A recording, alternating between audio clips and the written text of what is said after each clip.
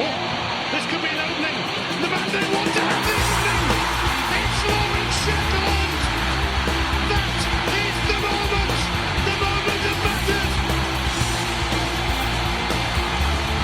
Welcome back everyone to Hearts on Sleeves podcast, a podcast all about Heart of Midlothian Football Club, its fans and all the ups and downs we experience on the way, both on and off the pitch. So this week we've got our regulars. We've got Trunter, John and Adam. Adam is sitting in a rage because his chippy's not arrived, so we'll come to him last, let him cool down a wee bit. Trunter came to you last time, first of all. So John, I'm going to come to you. First of all, how are you doing today? Yeah, not bad at all. Been quite a good week at work, so yeah, I'm in a pretty good mood. You've eaten? Yep.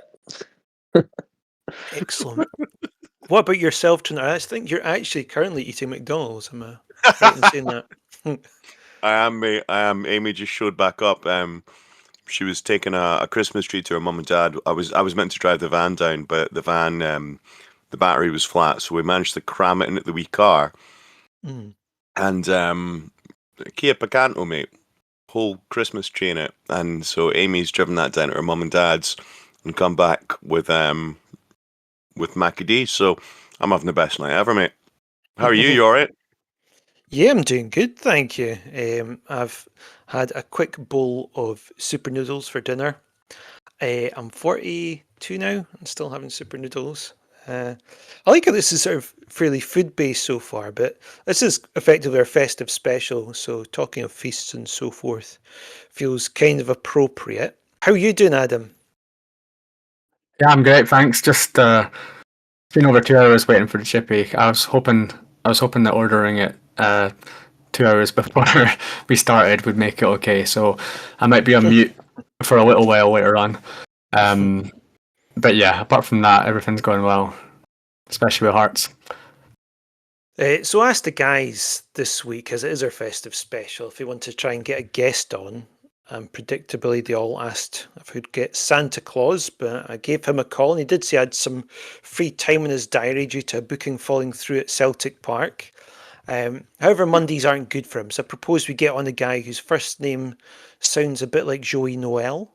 And instead of a one-horse open sled, we got a one-mic open Sked.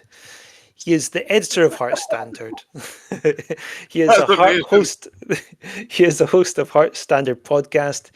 He is a contributor on the Terrace podcast and a panelist on the BBC's View from the Terrace. He's a very busy man, and we really appreciate him making time for us tonight. Welcome, Joel Sked. How are you doing? And you've finished wringing yourself out from a drenching at Falkirk Stadium.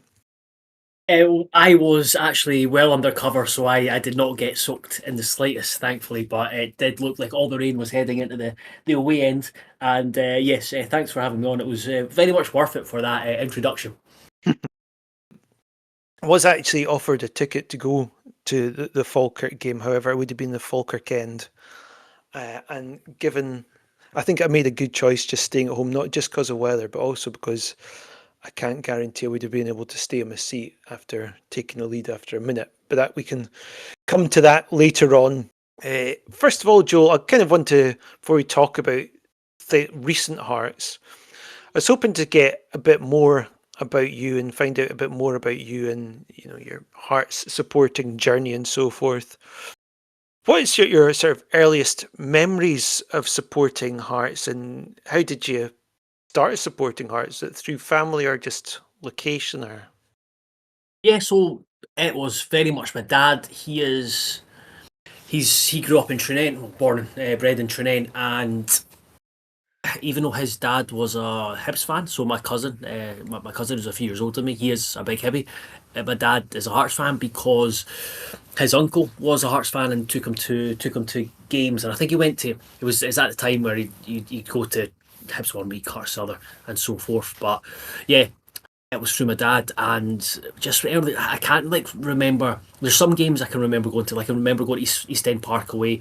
Remember going to Raith Rovers away. Like home games. Can't remember how many specific games, but I just do remember always absolutely loving going. Like my dad taking me, and they'd walk to Tynecastle, we'd walk under the bridge.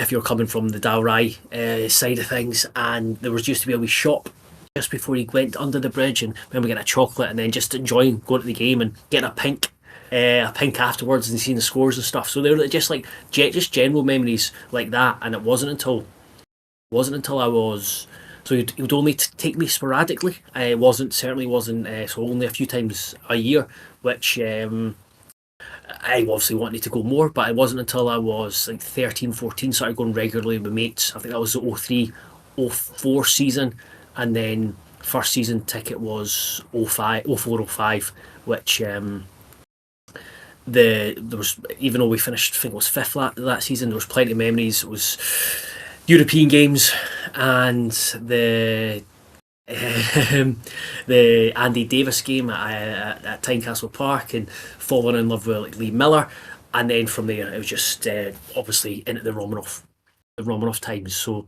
yeah, there's a very abridged version of my journey to support Hearts. I'm sure I was familiar with many Hearts fans where get taken with their dad and then just grow to love the club. Do you regret it? Not in the not in the slightest. It's one of those where you just like it becomes so ingrained in you, and it's like it becomes part of you that you can't. You just like anytime you imagine supporting anyone else, it would just be it's hard to contemplate.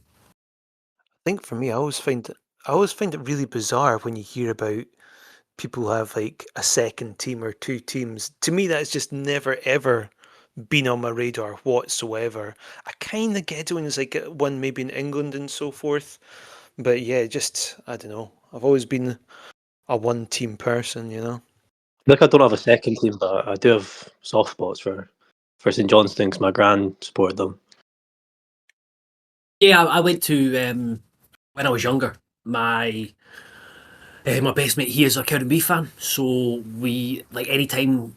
So it'd be usually when Hearts were playing on a Sunday or it was an away game and I wasn't going, I'd go with him and his dad to like the Cowdenbeath games, and it was good because you got like when I had my season tickets when I was like 15, 16, 17, I would get a lift from Harrington from people I knew, because back when I first got the season ticket, I went with two mates and we'd get the bus from Harrington or Trinent or sometimes Preston Pans, and we'd go together, the three of us. But I was the only one that renewed for the 05-06 season, remarkably, and then I would just end up getting a lift from people from Harrington. So I didn't really have that. Like all my other mates were either playing football, all my Hearts supporter mates were either playing football or they supported someone else. So didn't have that kind of match going experience of going away with your mates. So Cowdenbeath was quite good because it would always be the train, like the bus and the train with my mate and his dad. And even if like we were like 16, 17, we'd go to the pub, we'd have drinks, and it was like that was more of a kind of like the Wadey experiences, and it allowed me to rack up the vast majority of the 42 very early on as well. What about sort of growing up then? Did you have any particular favourite players or any sort of memories that really stick with you about supporting Hearts? Favourite players? So when I was younger and I was playing football, I was a goalkeeper. So Anthony Niemi was one of my big favourites early on. I wasn't. This would be sacrilege because I know he's very, very popular, but I didn't fall in love with Jules Rusey, and it was because of that cup final where he let one through his legs. And I always remember just everyone at school. I was like, it was the Rusey, like letting one through your legs, and that's what he became known as when like at that age. So yeah, those the memories of like I unfortunately didn't go to the 98 Cup final. My dad didn't take me to the 98 Cup final, so I had to watch that on TV. So a lot of my, unfortunately, some of my memories of more kind of bigger Hearts moments were on the TV, whether it was watching Mark de Vries score in Bordeaux. I remember we had football training that night, and me and my mate where we missed the start of it, and my dad to watch the game, and then my dad gave us a lift out the train to training and running out the car celebrating because we'd beat Bordeaux, watching the Phil Stamp derby and screaming the house down, stuff like that, stuff like those. So unfortunately, I am very much making up for lost time in terms of not attending these big moments that have stayed with me by attending every single Hearts game I can since then. I had a mate that, growing up who was who referred to himself as a staunch Rangers supporter. He's now a Highby, and I've never let him live that down. But when we were playing football, it was the same. I talked about this yonks ago, when if anyone like clipped the crossbar or hit the crossbar or anything and went in, that was a Tony Yeboah. And if anything went through your legs when you were the goalie, then that was a Rousset, which was murder in the playground at school. I love Joel Rousset, but Joel, I totally get that. That's a memory that'll stick with you forever. Adam, were you at that '96 Cup final at all? No, unfortunately not. I actually missed the '98 final as well, even though I think I went to maybe all the rounds before it. So I missed all the finals in the '90s. So yeah, I remember watching it on the telly though, and I remember the abuse about Rousset, obviously letting it through his legs. I also remember, like in the '98 final, my neighbour came round because he thought we were getting attacked or something because we were all screaming so much. That's my main memory of that. But I was gutted I didn't go. Like my dad went, but we went to the semi-final against Falkirk in '98, but not the final. So, and '96 I didn't. I would have been 8 in '96. I don't really remember watching it. I remember like the Rousset moment, and I remember all that, but I don't remember watching that final, even though I must have. Talking of sort of challenging times and so forth, we often talk, Joel, about times that have been difficult for us personally and how football has been an escapism. Has there been any points in your life where football has kind of provided a sense of escapism to any things kind of off the pitch that have been affecting you at all? I mean, no, not really. I've been fortunate not to kind of had to rely on that. However, like looking back, there was a time before I properly got into. So there was a time where I had a couple of years spell where I didn't work in kind of journalism. So basically, I will get on this when we're talking about my job. But basically, I went to South America for a few months. Sorry, during the 2014 World Cup, and then I came back and having had left my journalism job in my local paper, and then came back and had to find a job. So I ended up working in a bank, and it was very much the case where I was very much not enjoying work life, and that was like the weekend going away to going to Hearts games, and I'm trying to work out my. So yeah, it would have been the championship season into 2015, 2016, where it was very much the like Monday to Friday was just so miserable, just like wasn't enjoying it at all. And then come the weekend, I'd be going to the Hearts game, home and away, and then going out with my pals. So that, I suppose, that was an escape in itself. Probably when I was younger, it wasn't Hearts related, but Football Manager, Championship Manager, was very much an escape at the weekends from from school or difficult times at school. But those are kind of like the only times where I felt like football has been, or Hearts have been, a bit of an escape or a bit of a help. You just chucked in South America like it was nothing there. How'd that come about? So basically, when I was at university, I just wanted to write about football. So I remember reading advice from a guy called Raphael Honigstein. So he covered covers German football, and he was like, "Find your niche," and I was like, what can be a niche?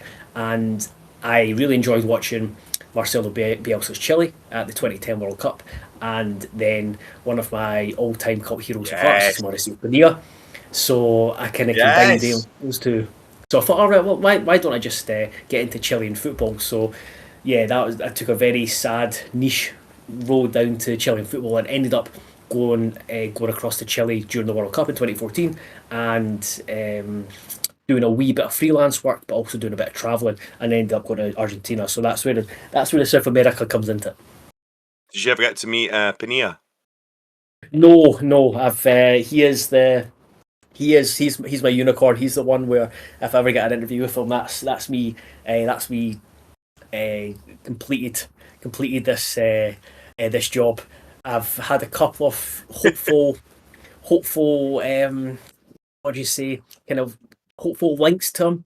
And there was one where I got in touch with his agent, and his agent was really positive about it. And then nothing came of it, and even the number of times I've chased it up, nothing's quite came of it. So yeah, I might need to try and chase that up again. So, but yeah, that's he's the one he's the ultimate.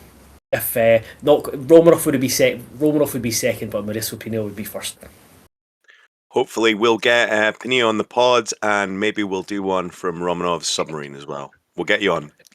Yeah, if absolutely, that's it. But actually, funny, my boss, like when I first started this job, my boss was like, "You think we could send you out to Russia to try and find Romanov?" I'm thinking, I'm not sure this is the time to go to Russia, to be honest with you. Oh, just yeah, sorry. When you said that, if I've ever met Mauricio Pinilla, I can't believe this escaped my mind. I do. So I've not met him since he played for Hearts, but when he was at Hearts, I've got the grainiest photo of me with him in what was, I think at the time, Est on George Street. Yeah. And I can't remember what it changed to Gusto or something like that, but SSS on George Street. I used to go. My parents and my sister would go there every now and then for a lovely treat, and we went one evening and he was there, and my sister took the photo. Can't remember what the phone was, but it's the grainiest the grainiest photo where I don't think the flash was on, and it was I think I've got it as a screenshot somewhere, but that's the only time I've met him. Bumped into him in, was it Topman or River Island on Princess Street? He was in there with Fernando Screpes and someone else, but that was just walking past me, just kind of speechless, wide-eyed looking at him. I had Callum Patterson once say to me that he knew who I was in our club. That's my claim to fame. Because me and Adam went for it was like a tour, and got some photos of the players. And was it 2014? Yeah, it was Queen of the South we played. I remember that. It may have been a cup game. Yeah, and what was it? How long after that was it you bumped into him? 2019, I think. It was like 4 or 5 years later. That was crazy, yeah. That was amazing. I was just staring at him, and I was like, "Nah, I don't think you do." And he was like, "Nah, I do." Blew my mind. I don't think I spoke to anyone else for the rest of that night. The only one I've got, Joel, was when I was working at Blockbuster. That's giving away my age a wee bit here. But back when I was working in Blockbuster, actually, we'd have some of the Hearts coming past for their training, after training and so forth. The best one I had was Larry Kingston. And he came in as, I think we'd beaten Aberdeen that day or drawn. I can't remember anyway. I told him congratulations on. I was like, "Oh, thank you, man, thank you." And then his friend who's with him is like, "Are you a Jambo?" I said, "Oh yeah, I'm a Jambo." And he started singing the Heart song. Larry Kingston started joining in, and I started joining in. So 3 of us were singing the Heart song in Blockbuster video. So that is my. That is very cool. That is very cool. I'm just sorry. I've been racking my brains, and I do remember. So this is, I suppose, in a way, he is an ex-Hearts player. He was an ex-Hearts youth player. So when I referenced that I came back from South America and ended up working in a bank, I worked on the cooperative bank when I was there on George Street. It was next to Lulu Le Monde. I don't know what it is now. But Jason Cummins came in with a couple of his pals because he had parked on George Street, so he came in for change. And when it was when he was at when he was at Hibs, and basically I just said we have a policy where we don't give out change to people. And it was mainly if it was Hartsburg that came in, I would have given them change. So that was just like the petty opposite. Being petty over petty cash, I absolutely love it. Well done. Yeah. Well, you've won that one, 100%. So I was going to ask you, Joel, how you got into journalism. You kind of outlined that, but it sounds like it's always been an ambition of yours then. What was it that kind of really drove you to go into football journalism? Was there any particular sort of thing that pushed you towards it, or did you just always just love watching and talking about football? Yeah, so I think as most young guys just wanted when I was younger, wanted to be a professional footballer, and then when that was obviously not going to happen, I wasn't really too sure when I got into secondary school, and I just thought I'd go down like two of my mates did business and went to university to do business, and then it wasn't until fifth year at school that I was like, you know what, I really liked reading World Soccer, I really liked reading 442, and I was like, this would be a really cool profession to go to work for these, to write about football and to work for these magazines. So I remember having a conversation with a guidance teacher of whatever it was back then, and they talked to you about what you want to do for your future.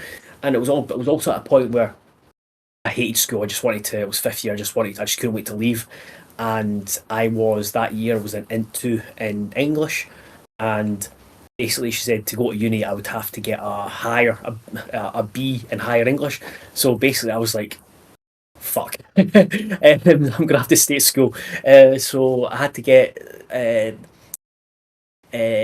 past my Int 2 and then get into, and I essentially stayed 6 years to do English. So thankfully my parents were quite laid back and meant that if I wanted to skip school I could where I wanted to. But I essentially went to having to get a B or A in English, which I managed to do, much to the surprise of my English teacher, and then that allowed me to go to Napier to do journalism, and that was the focus from there, was just to get into writing about football. So that's what led to me writing about Chilean football and staying up at daft hours to write about daft teams, O'Higgins, Amalfagasta, Cobrasal, and all these nonsense teams. But it did allow me to see one of the best teams I've ever seen, and that was a team called Universidad de Chile, and that eventually led me to go to Chile. I was working in the East Lothian Courier at the time. Thankfully, my boss there, like I was way up my depth there. I couldn't care about news. Thankfully, my boss was a Hearts fan, and he was really helpful to me. I probably drove him up the wall, but I was able to write about sport. But it got to the point where I was just really wasn't enjoying working there. So I had decided to leave and coincide it with going to South America, and then came back. And at some point, I'm trying to get my years mixed, trying to think of my years.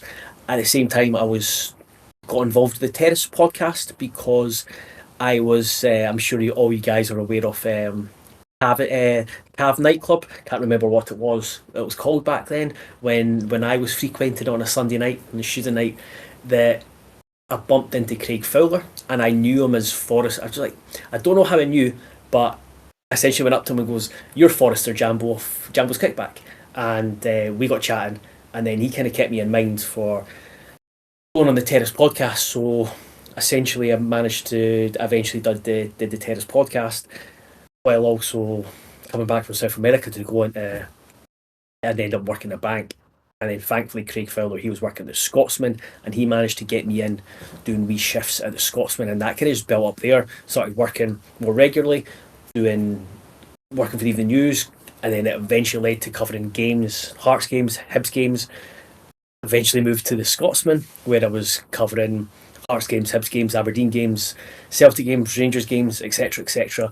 And that all led to me being asked to be the editor of Hearts Standard when my boss wanted to start this venture a couple of years ago. So sorry for giving you my life story, but yeah, that was the journey to where I am now. No, that's pretty inspirational. I mean, that's like a really yeah, like you got there in the end. Like that's awesome the way that you got there. Well played, sir. Mhm. Yeah, it was. It's been quite circuitous. However we pronounce that, and yeah, and amongst that, obviously, a view from the terrace. A view from the terrace started as well because, again, another Heart supporter who works at the BBC. He was a big fan of the terrace, and he asked us to do a pilot as well for the new BBC Scotland channel. And we never thought we would get it, but we thought, oh, it'd be quite a cool thing to do. So yeah, amongst all that was a view from the terrace, which has obviously helped as well, just because it gets like more eyes on you, and you're more known, which again helps with being more employable in this industry. Yeah, it got you onto Hearts on Sleeves podcast, so you know. Exactly. This is all roads have led to here. Yes.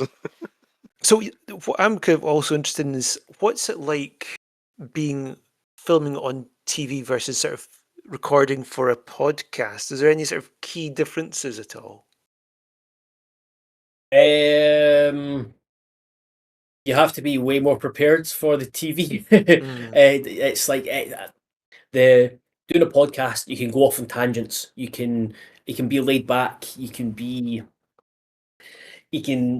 more risky with what you say. Whereas with the TV show, like a lot of the preparations kind of the same. Like you watch games, you read stuff, you speak to folk, and the so like a lot of the content is, but everything needs to be more considered.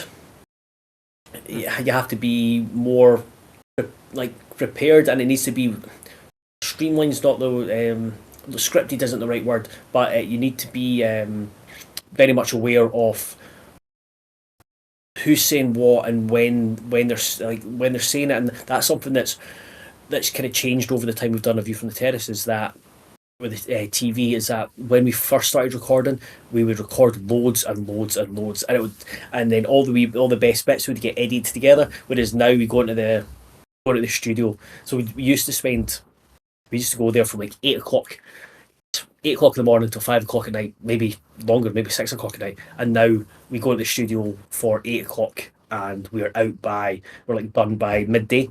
So it's become a lot more like streamlined, and a lot more. You just get kind of used to what the procedures are for recording on television. So it's just you just have to be a lot more prepared. That's what it's saying. You have got you. I don't like using the word script because it's not like we like everything we've said is we've prepared that. Like we prepare like the main topics, and then you stick to those main topics if that makes sense, and then you can kind of talk around those topics as you will or as you won't. How'd you take your personal feelings out of it? Because I've seen a lot of match reports like straight after games. I think it might have been St Mirren. It was just like really impressive the way that you. So I mean, we were watching that match, and I was just thinking about the fact that all that we took out of it was like, "Whey!" for the whole match. So you were there as well, but like that journalism instinct. It's quite impressive that you don't just talk about like the fun that you had on the day or the way that you were feeling. Is that quite difficult or easy to sort of take away when you're actually trying to be like analytical about the match report afterwards? Yes and no. I think like there's times where like getting professional mode when you kind of just get into a mindset when you're working, and you realize that it's, for example, it's like I know we can't get up and start celebrating around the press box. So you just get into that mindset where you're having to be, you're trying to be balanced, informative, and analyze it in the best way possible. Because if you don't want to be too last thing you want to be is but a massive cheerleader, and then on the the flip side, you don't want to be a fan that's overreactionary, goes over the top, and you end up pissing people off, whether it's people at Hearts or the players. So you've got to have a good relationship with these guys. So I found that quite easy in terms of getting into the mindset of being being professional, but trying to, at least especially in this role, putting like a partisan spin on it. And like it's everyone knows that I'm a Hearts fan, and this is Hearts focus, so we can very much have maroon tinted spectacles on, but without being daft with it. The where I find it kind of difficult is if on a day where, on a game where we have struggled, or it's not been a good performance, and I will, whether it's seeing stuff on social media or in my group chat with mates who are very very reactionary at times, and then it's trying to ensure you don't allow yourself to be like really swayed by that. And Craig's really good with that. My feelings can go up and down a lot more, whereas Craig's he's very logical in his thinking. He is very very calm with all, and he doesn't allow himself to get swayed so easily. Like, he watches the game as like, right, this is what I think. This is why Hearts aren't as good as maybe everyone's saying, or this isn't why Hearts are bad as everyone's saying. So he's on quite like a neutral on a neutral standpoint, and he kind of, so I think we've got a good balance of he's quite neutral, whereas I'm probably a bit more like fan orientated, as getting really excitable or sometimes getting really down. But in terms of actually putting the piece together, I think certainly myself, I find it relatively easy being in that professional environment. That's really interesting, because I always thought like him kind of presenting it and talking to you about it, it must be like, if it was me, I'd find it really easy to just go straight into the kind of like my feelings about the game, or and interesting as well, you talk about like the group chats and stuff, because, you know, in this day and age, we're gonna have our friends talking to us like the whole time, and that was fucking murder and all this kind of stuff. But you always, it's impressive that you guys managed to like rise above that, and I'm just glad you haven't turned into Arsenal fan TV or anything like that. Yeah, exactly. We don't want to. It's just trying to find that good balance between being the Hearts fans that we are, and presenting it as like an outlet it's like by Hearts fans, kind of for Hearts fans, and keeping that passion and partisan element to it, but while also trying to be balanced and informative, and not get unprofessional, and not be too reactionary, and try and be objective as possible. There's some times where I'm watching a game and then reading my mate's thoughts, and I was thinking, am I watching this? Am I watching the same thing? Should it be more negative here, or should it? Because it doesn't take a lot for me to be overly positive about Hearts. But then when we're not doing well, it's like, should I be writing this in a more negative slant? But then I think I just need to remind myself that it's just kind of stick to my beliefs, and don't be, or what I'm seeing on my views on the game, and not be swayed too much on what my pals, who are incredibly passionate and incredibly at times reactionary. It can be great to give you like a little bit of perspective as well, and kind of like take the temperature of the sort of the other Hearts fans and stuff. But see, when we win the league at the end of the year, right, are you going to come back on here and go absolutely fucking mental? I just honestly think it'll be in terms of like the Hearts standard stuff after the game, and I've been allowing myself in the last, especially I seen the St Mirren celebrations yesterday, I think, and allowing myself to think about potentially winning the league, whether it's in April or May, and how I'll feel. And because I remember being asked a few weeks ago, like, what would it mean to Hearts and Hearts fans, and I was like, I don't know. I've never really thought about it. It's hard to, you never think it as a Hearts fan what it's going to be like winning the league, because you've never really allowed yourself to like realistically dream it or believe it. Whereas now it's very much realistic, and I'd probably be more smug than excitable or over the top come if it ever happens. But yeah, let's hopefully we'll be able to find out how we'll react. Go bananas, mate. I can't even remember what happened the day after, the afternoon after the 5-1. I've been told various things from my friends, but I don't believe that. Sounds like if win the league, I don't think I'll need. I honestly don't think I'll need a drink, just because it'll just be. It's one of those would be so high anyway, that, and also just wanted to take it all in and just like treasure every single moment of that.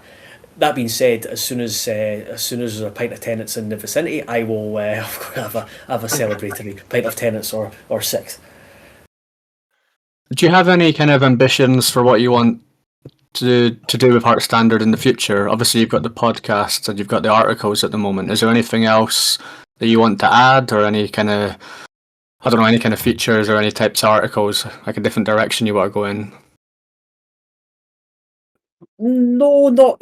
I just trying to do more. Like I was just like trying to do more of what we can, as provide as much insight into the club as possible. Whether that be people who like behind the scenes at the club, people connected to Hearts, to tell as many stories connected to Hearts as possible.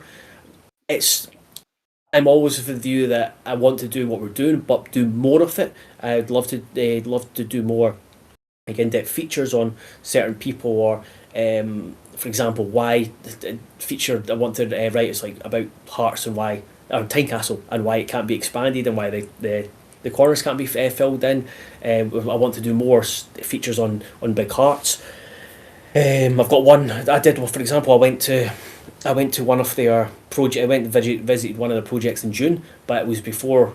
I think it was before I went to the went to Tenerife for pre-season, not Tenerife, Spain, for pre-season, and I've never got around to writing it, so that's there to be written eventually. So there's essentially want to do what we're doing, but just on a bigger scale.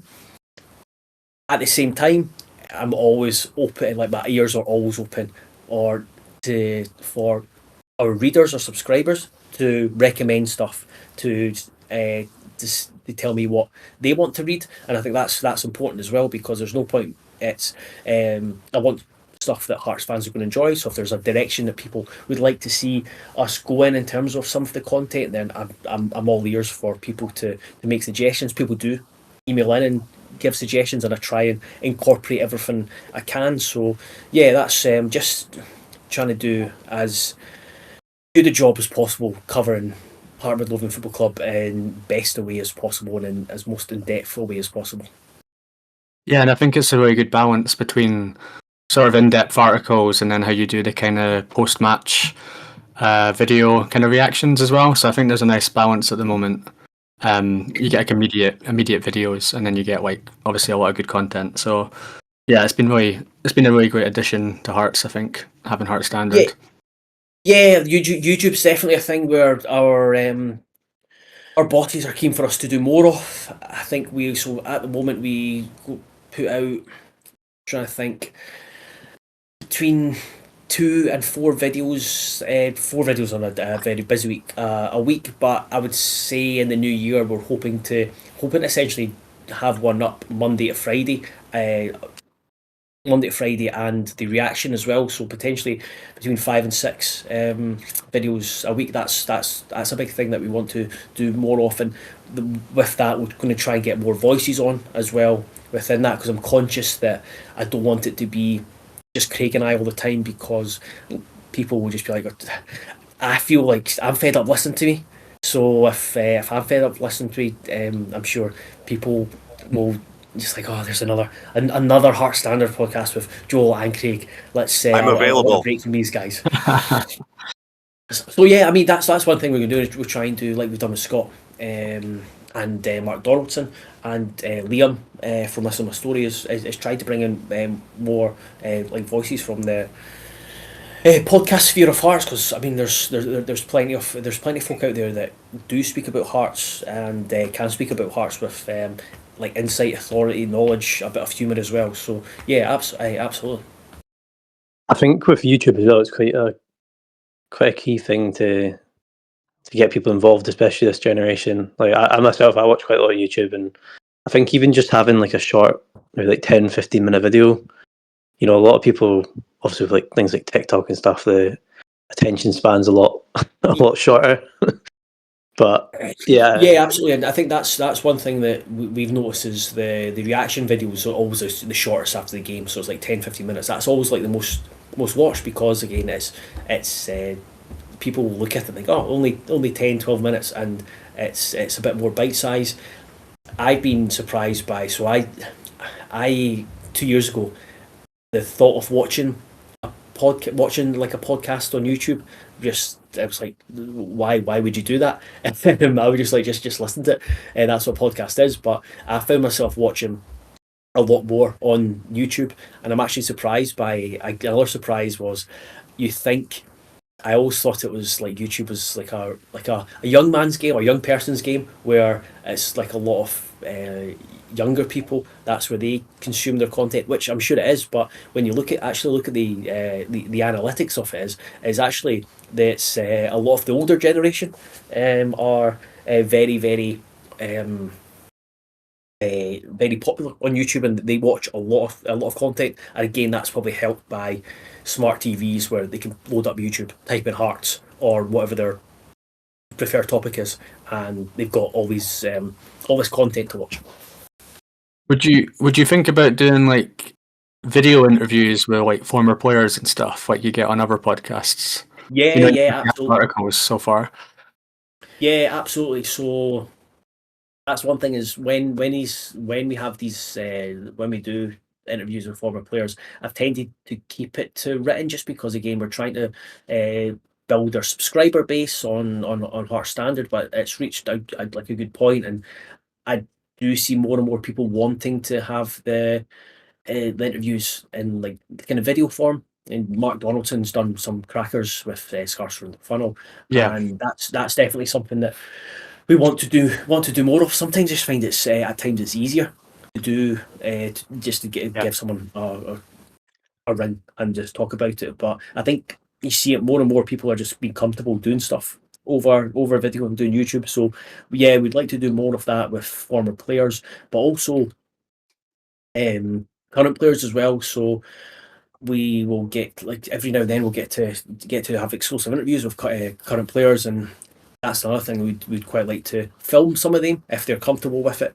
and because I think that would be great for kind of great for our viewers, because if anyone's watched like some of the stuff that Hearts TV, the features they've done with players, like there's so many great personalities in the Hearts squad.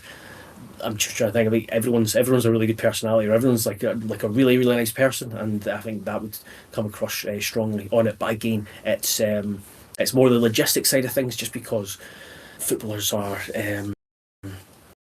they when they like kind of do media stuff, they get pulled every which way, and fitting in with like training schedules and when you can do it, all that is a bit more difficult. But yeah, it's definitely something we'd like to do more of, is video interviews. Yeah, maybe Gotta a get Benny. Chesnikov. Oh, Benny, come on. It's got to be Benny. Aye. Benny is absolutely incredible. Is such an infectious personality. A really really lovely guy, and he's when you know he's doing press, you just know it's going to be fun. Yeah, I'd love to see a proper interview with him. He always comes across really well. Yeah, he does. He's the good thing. Like, he's just really honest, and he's got so much personality, and that I think that really comes across. And we've even just like post match press conferences that we've like put up, and it's like in a huddle, and they're never like, you're never going to get like the truest sense of someone, because it's like after the match, and it's usually in like 5 minutes. People like players are in and out, but you can still see Benny's like personality and who he is comes across so well. Do you think he's got? Do you think he's got 2 goals in him by the end of the season? Because that's my outside prediction. Oh, we need to start shooting more. So if I Instead, they was, got two shots in them, trying to. yeah, if I was going over under, I'd be taking the under on that. The one that me and Adam, when we were at Craig Gordon's testimonial, and Claudio Braga was there, and he just seemed like a proper, like, lovely guy and a really chill dude. And he sort of came, we came up and asked for photos, and he's giving us the best way, like that sort of handshake that was in Predator, the Arnie and "you son of a bitch," Yeah. handshake. I'm glad you understood that reference. I was trying to think of the best way to describe it. But he's just really genuinely happy, like, delighted to speak with us. He seems a really nice guy as well, I thought. He's absolutely lovely, and he's someone that if we are if we're waiting to, depending on where it's done at the Orium, and if you walk past, he'll stop and he'll speak to you, he'll shake your hand, he'll ask you how you're doing, and he will happily stand and have a wee chat for a couple of minutes. Not everyone's like that. Everyone will say hi, everyone will say how's it going, and then just carry on with your day. But he'll probably stop and have a chat with you. And yeah, he's just from the moment of speaking to him for the first time in Spain during pre-season, he was just another one that's just so infectious with his personality. So happy to be at Hearts, and he can absolutely having the song for him just means so much to him, and I think it means loads for him to be here, and I think he knows the opportunities he's got. But yeah, he just he can remove all of that deep down. It's like that's who he is as a person, and I think that came across when McInnes spoke to him in the summer ahead of signing as well. I think that's McInnes was really taken by just his character and personality, and it goes back to the type of people Hearts are trying to sign. Well, talking of Hearts players and players that Derek McInnes is having positive chats with, Josh McPake has come up, and it has been confirmed now that Polsty hasn't there's been no confirmation that he has written the pre-contract. You might want to correct me on that, Joel, if I'm wrong on that, but it sounds like he's almost certainly on his way here. You released something earlier today on Hearts Standard, a bit about Josh McPake, so we won't cover it in length here. What I do want to sort of say is there's been chat of potentially trying to get him. I mean, this is just, I say chat, I mean like WhatsApp group chats about trying to get him in over January. Now, obviously, that's something that will be no confirmation of until January. What I want to find out from you, Joel, is if you think he would add anything significant to the team if he did come in the transfer window, in the January transfer window. So at the moment, I would say that January transfer is, at this moment in time, is unlikely, just because how important he is to St Johnstone. I would kind of compare it to how Chesnikov's team to Walkostani viewed him in the summer, with them going for in a title battle, and they were in the cup as well. Whereas St Johnstone are very much in a championship title battle, and they want to get back up at the first time asking. He's their main player, and so yeah, at the moment I would be. So I don't think that's on the cards. If he was to be brought in, I think he would be. I think it would just give added depth at like in the winger position. Whereas you've seen it with Carjota's came on at the weekend, but he's still kind of building up to being the player that Hearts believe he can be. He can reach, and then Alan. You've obviously got Alan Forrest as well. Whereas I think when you take Kizaridis off, there's not really a like for Kizaridis, and McPake would provide that. if he did come in. So that's where I would see him fitting in. I don't think he would. Don't think it'd be one of those where he would come up and he would instantly transform the starting 11, which Chesnikov potentially could. Do you think if it is the case that he's staying until the end of the season with St Johnstone, that we'd maybe look at getting another backup in, even like a loan or something till the end of the season for the left side? So yeah, when looking, so I'm going to put something together in the next couple of weeks, closer to the transfer window opening. Like, in my mind, I'd say that, like, if you're looking at what Hearts need to do beyond Chesnikov, I don't think is a lot. It's obviously been widely speculated about a right back. That would, again, that see how that develops. The Steinvender's performance for the last couple of weeks is certainly given a wee bit more, and Borchkovink's one before him as well. It's like kind of taking away a wee bit of that, like any sort of urgency around that. But I think if that's a position where if Hearts think they can upgrade, and that's a big thing about it, is that it's, I think at the moment it's about trying to not just make the squad better, but making actually like the elevating the team. So that's always been a kind of position you'd look at. Striker as well is probably be kind of secondary on the list, just because you've got Kabori. Just with the situation is Kabori's away on international duty, and then James Wilson, like, is it better for him to go out alone and play regular football? And then you've got Kabangu as well, who has been a fringe player, and then there's a potential, like, will he want the opportunity to go away to move on and play regular football? So that's a position that's another potential I'd be looking at. And yeah, the third one would be winger, because McInnes likes to, I think he's spoken about this before, but he likes to have two wide options on either side. And then you've kind of got Kizaridis, you'll have Chesnikov, like they're probably the two main ones, and then you've got Forrest and Kajota. But at the moment it's a wee bit of a drop off in terms of like level, like, to them, that neither are.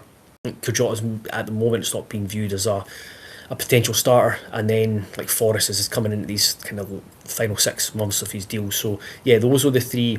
If I was to like analyse a squad, those are the three positions I would be like potentially looking at. I think with McPake obviously being a pre-contract, I think that's almost kind of like, if Kizzy keeps playing the way he is, it's almost as if, if he goes in summer, like say the offer comes in, then you've already got a backup coming in McPake, and then you look to like find someone that's maybe better than McPake that starts. I think it's a sort of long-term thinking there, or is it, just he's a smart, sensible signing? Yeah, I think I think it's just a smart, sensible signing where they view him as having, he's at a good age. He's Scottish. He's shown resilience in his career, and he's been a revelation in the championship, and that's beyond just his goal outputs, his goal output as well. So yeah, I would. I think it's just, this is what we're going to see, is just like it's the squad will just constantly evolve. They'll be looking at kind of 6-12 months down the line, where the possibility of there's always going to be a possibility of key players moving on, provided that they do well and there's offers come in. So yeah, I don't think wouldn't strictly say as a case of this is Kizaridis' replacement. I just think it is a really good opportunity for Hearts to bring in a young Scottish player who's doing really well, who they see potential in. When I was watching the Falkirk game the other day, I think, obviously very happy with the 3 points, particularly under the conditions. And as Adam was saying to you earlier, that we were more concerned about that game than we were the Rangers game. Really difficult conditions and just not an easy place to go, as Hearts' record there will attest to. Chesnikov, so he's definitely coming in January. We know that now. What part of the issue that I found at the weekend was just decision making, perhaps not taking on a shot when there could have been one on, and just kind of, in that final third, maybe not doing enough. Do you think Chesnikov, say he was playing at the weekend, do you think he would have had the kind of impact that would have made that game slightly more comfortable for us? Yeah, absolutely. Like potentially, I mean, he is someone that there's a belief that he'll come in and instantly make an impact on the team and bring the team up, uh, like elevate the team even further. And I just think with forwards and wide players, they do go through these moments where some things don't come off, and we've seen it where we've seen it this season where like Braga was on a tear and then went off and then came back and scored a couple of goals. Shanklin's maybe gone 2 or 3 games without coming up with those moments, and I just think it's rather than like individually, I think it's just good for Hearts to have more options and more variety in attack. And you look at it last season, everything was just so reliant on Lauren Shanklin producing, especially when like Kenneth Vargas didn't kick on again, or like Jan Danda, like his soul didn't get played, got brought in after a successful season of number 10 and never got played there. Forrest had his moments. Yutaro Oda just flattered to deceive. So there was just so much reliance on Lauren Shanklin. Whereas now you've Lauren Shanklin's been helped and the pressure's been eased because Braga's produced, Kizaridis has produced, and I do think that just having Chesnikov as a really talented fourth option will just elevate Hearts' attack and variety even more. Because we mentioned the likes of Kajota and like Forrest and like Kabori as well. Like a couple of these players are still just the fact that Hearts have hit on like 2 of the 4, I think straight away is really like a really good return. Whereas like with Kajota and Kabori probably a bit more raw, so you're willing to give them a bit more time. Whereas Chesnikov is not as raw. I think there's an expectation that he'll be ready to get going from the off. So just add in a international winger, a quality international winger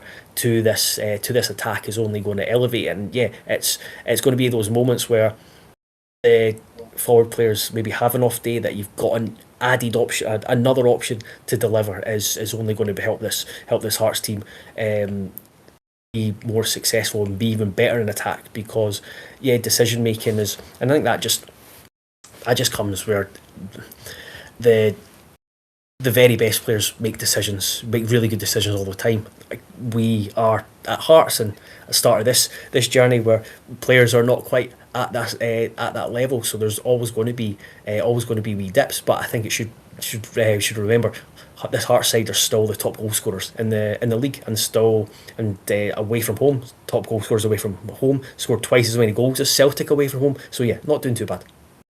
There's been some other sort of transfer rumours doing the rounds. I'm going to go through a few of them. I mean, you can just let us know if you think there might be anything in it. Of course, won't take anything as gospel due to how Jamestown works. Don't really tend to find out about it until the day of the transfer. But just your general thoughts on some of these.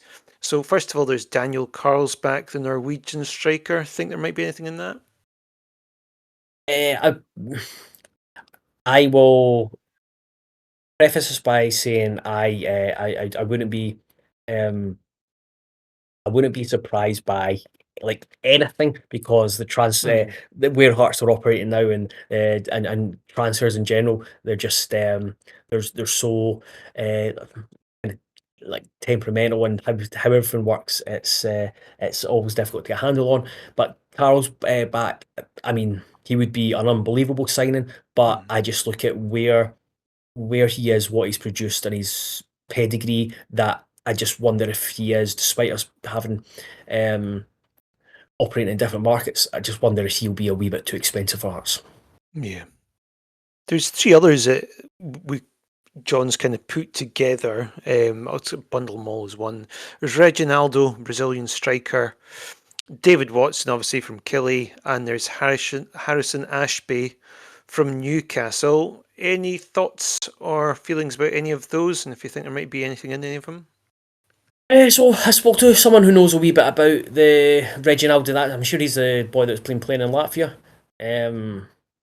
where the suggestion was in terms of how much he would cost and how much.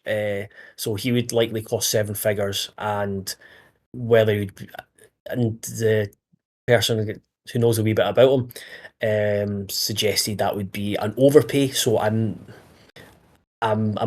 doubtful on that. Who was it? David Watson.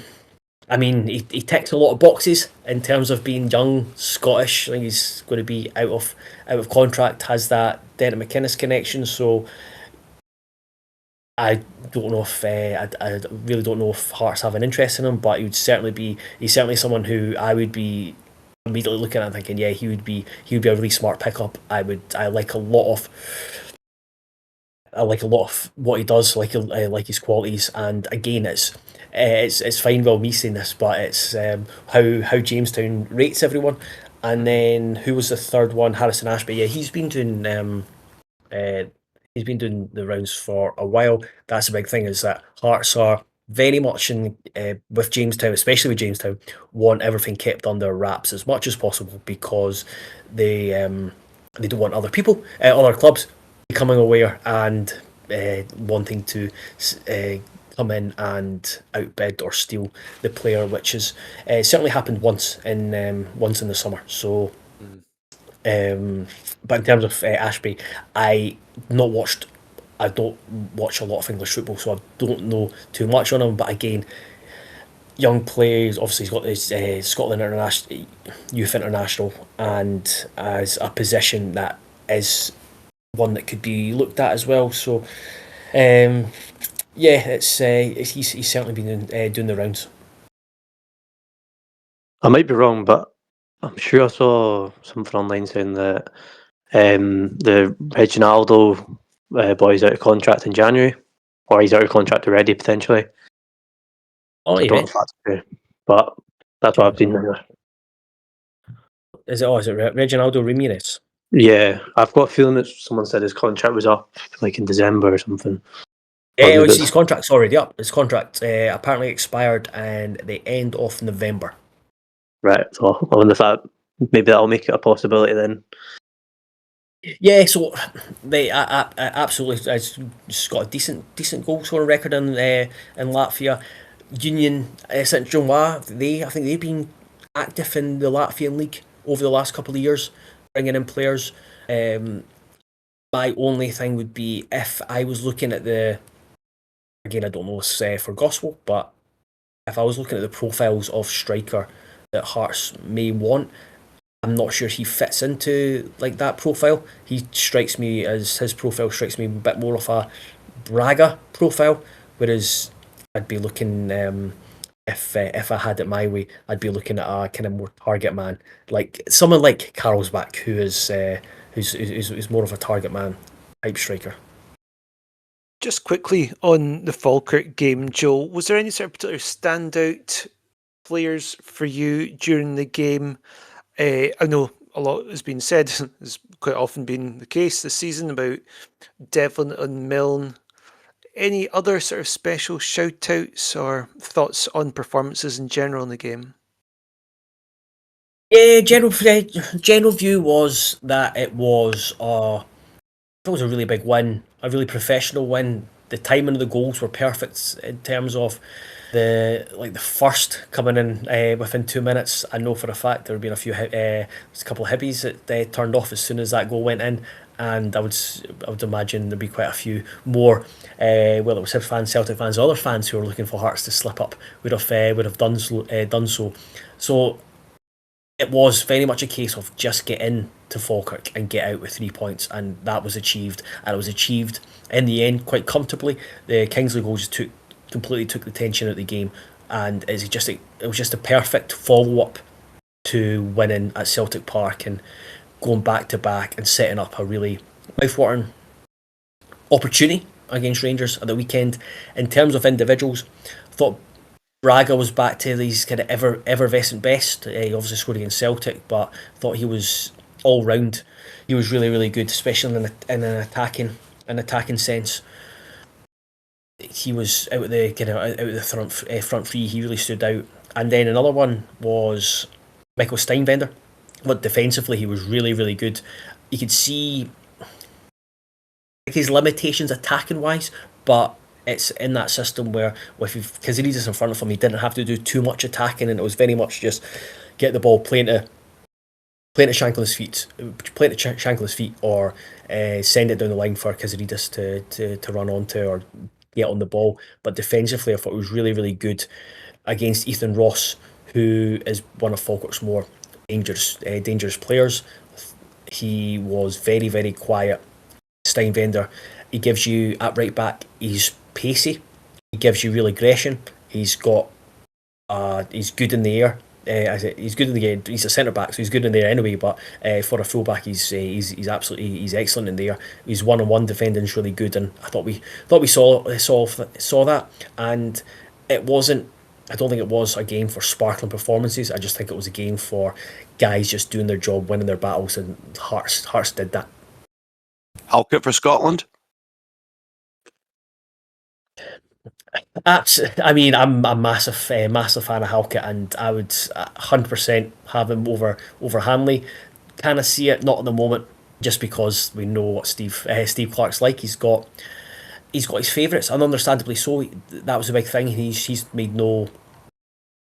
He's been very honest about that. That he's, as soon as he came in, he wanted to create a kind of club like international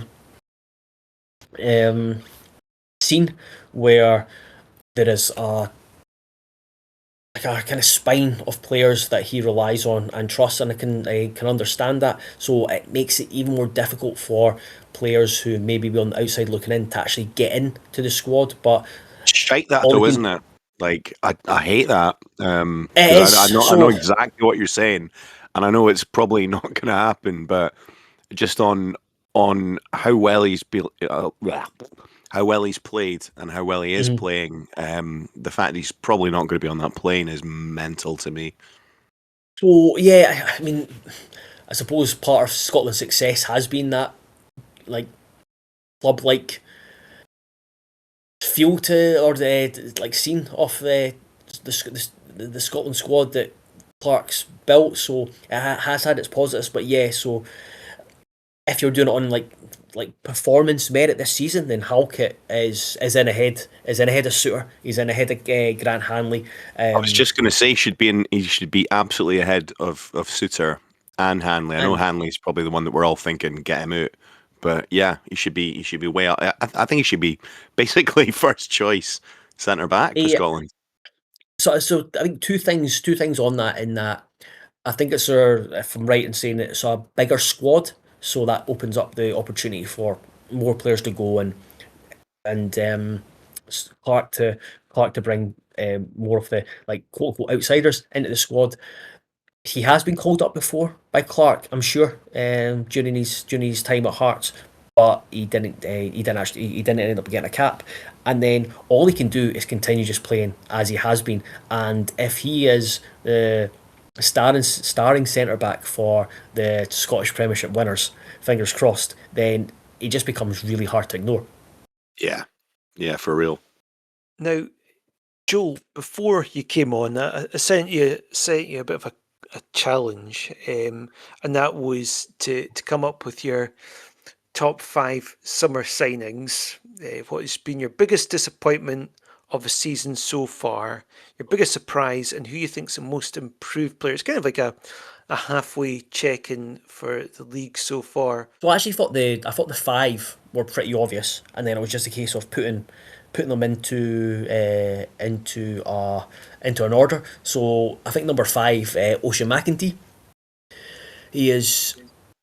Don't think we've seen the very best of him, just because he is largely played at right back, where I think at right back he is more than serviceable. I don't really have much of an issue with him playing at right back. It's more wing back. I think he looks a bit more uncomfortable. But I think over the last couple of games against Sunderland, against Aberdeen at the start of the season, you can see what he brings to the middle of the pitch, and with his like physicality, his kind of ability to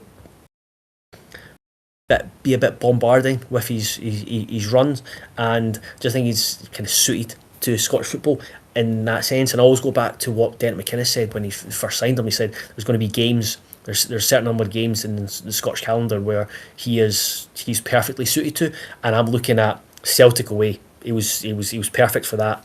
I'm looking at the Edinburgh Derby, Easter Road coming up. It's like, right, just get him, Magnuson and Devlin in midfield, and you're just like, you've got to. Those are the type of games where you've just got to win your battles, win the battle to then play, and he is kind of perfect for those kind of games, and he's probably in the top 5 instead of Magnuson, just because we've only seen glimpses of Magnuson, whereas McEntee has been one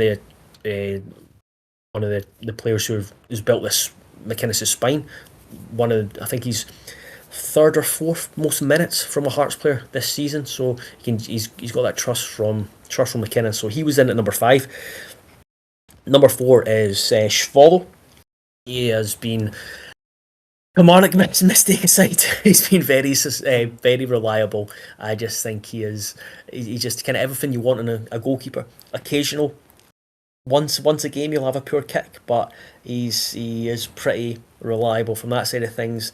Loads of experience. I think he is kind of growing into the goalkeeping role within Scotland, whereas when he first came in, he would punch everything. I think he would punch everything. Now I think he's got a lay of the land. Is that he's maybe the decision making when coming for crosses, when to punch, when to catch has been really, really good. He's been a lot more confident, and more often than not, his shot stopping is been very, very good. And I just think after the last couple of years where there's been a bit of discussion and who's the number 1 goalkeeper, who's the best goalkeeper, he's kind of just like silenced those talks, and he's just been a really assured figure for the defence to play in front of.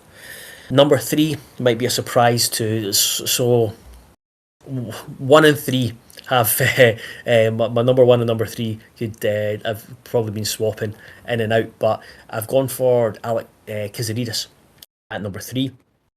London, you could have asked me a few weeks ago and he'd be at number 1, but he is. Calm down, Adam. He's gone off the boil slightly. However, he is, even with, I was speaking to Craig about this on Saturday, is that even though he's not been right at it, I think it tells a lot that he's been kept on and plays so many minutes by McInnes, because he's developed. McInnes has developed a trust in him, both him and Braga, that they very rarely get taken off, or they get taken off quite far into the game. But he knows that Kiziridis can come up with anything. Can come up with something very special at the kind of drop of the hat. He is a kind of moments player, and we've seen what he can produce, and he's exactly what Hearts needed. Just a winger who is positive, who can take players on, who can go down the line and put crosses in. He can go inside and score goals and create. One of my favourite things about him is that, well, two of my favourite things about him is, one, he is so good, even though he likes playing on the left, he's really good at creating space for himself to get crosses in on his left, and even though it's his so-called weaker foot, some of his crosses for his off his left foot are just so tantalisingly brilliant. And then the best thing about him is turning up early and watching the shooting practice before the games, because I think he is the best finisher. When just looking at that, looking at those 10 minutes before a game, he looks like the best finisher at the club, with his ability to just score any type of goal, in terms of whether it's a volley, it's a half volley, it's a touch and finish off the left, touch and finish off the right. And the more I talk, I'm thinking, why have I got him as number 3? He should have been number 1. But I felt like I had to have Stuart Finlay in the top 2, and I know he got a fair bit of stick after the Motherwell game. Wasn't his best performance, but the fact that he's played almost every single minute, I think the only minutes he's missed came off late against Aberdeen. Derek McInnes pinpointed him and fought for him for a reason. Hearts were speaking to someone at a different club at the end of last season. Hearts' defence last season was one of the slower, if not the slowest, in the league. They needed they needed to add a lot more pace to it, and Stuart Finlay does that. You've seen him against Maida at Celtic Park on 2 occasions, one in either half. It looked like Maida was going to go scampering away, and he would have scampered away from a number of centre backs in Scotland. Stuart Finlay had them matched, run for run. Is he the silkiest or the sexiest on the ball? No, I think Halkett's better on the ball. Halkett switches play better. Halkett's fires, breaks lines better than him with the ball. But as a balance, I think he's brought so much balance to the defence, and he allows Milne to fly up and down that left hand side because he's so comfortable defending out wide, defending 1-on-1, and I think he's pretty good in the air, pretty robust in the air. So just what he's brought to the defence, I think, and how McInnes used him, I think he deserves to be in the top 2. And then that meant it was between Braga and Kizaridis for the number 1 spot, and went for Braga just because you break it down. 11 goals has been a fantastic return. If you were to say that he was going to score 11 goals in the season, coming from the Norwegian second tier, and you just think, yeah, probably would take that. And now you're thinking, if there's a chance that we could have 2 20-goal-a-season strikers this season. On top of that, everything we talked about before, just his personality, his effervescence, his character, and I think him and Kizaridis are like the type of players that, like, Hearts fans really want an attack. So like Hearts fans will look at Devlin and fall in love with Devlin because he brings that grit and the aggressiveness that Hearts want to see in their team. But we also like foreign players who have that bit of magic, and both Braga and Kizaridis have that. Braga makes us so happy. He makes us so happy. Like that. Fans feed off him, and he feeds off the fans, and I think that's been absolutely huge in creating that connection between the support and the team that was lost last season. I think Braga and Kizaridis have been really key to that. Before we go into our sort of biggest surprise and biggest disappointment, I do have to say I think Adam's slightly heartbroken about you not putting Kizaridis as number 1, because I saw through the group chat that we've got for Hearts and Slaves saying, can we please edit Joel's top 5? And I'm going to guess it's to make it sound like, twist his words basically, to put Kizaridis at number 1. So He has tailed off a bit, but I think I've got to stick with Kizaridis as the best signing. Out of loyalty for him. I think I genuinely think I would always have Braga or Kizaridis as number 1, but then the top 3 you could move around. You can easily move around. So big. I mean, to be honest, right? So we'll go to biggest disappointment so far, and when you sort of think back over the last, first half of the season, it's a sign of just how good a season it's been when you're thinking, oh, probably, a loss at Pittodrie, so what? We always lose there. Draw at home to Dundee United, hey, it happens. These are kind of the ones that were jumping out at me. What did you end up with, Joel? So I had a player, and wasn't sure if you wanted a player or a moment. Right, yeah. So I'll touch on the player very briefly because he's not here, and that was Kenneth Vargas. In that I was hopeful that McInnes would come in and he would see a forward who's very quick, who has got loads of energy, loads of work rate, and see someone that he could work with and really develop. But I think that was even before he came in. I think it was widely accepted that, or when he came in, I think it was like widely accepted and known that he would be moving on in the summer. So yeah, that was a slight disappointment that we didn't get maybe to see a wee bit of Vargas working under McInnes. In terms of the season up until now, you kind of touched on it.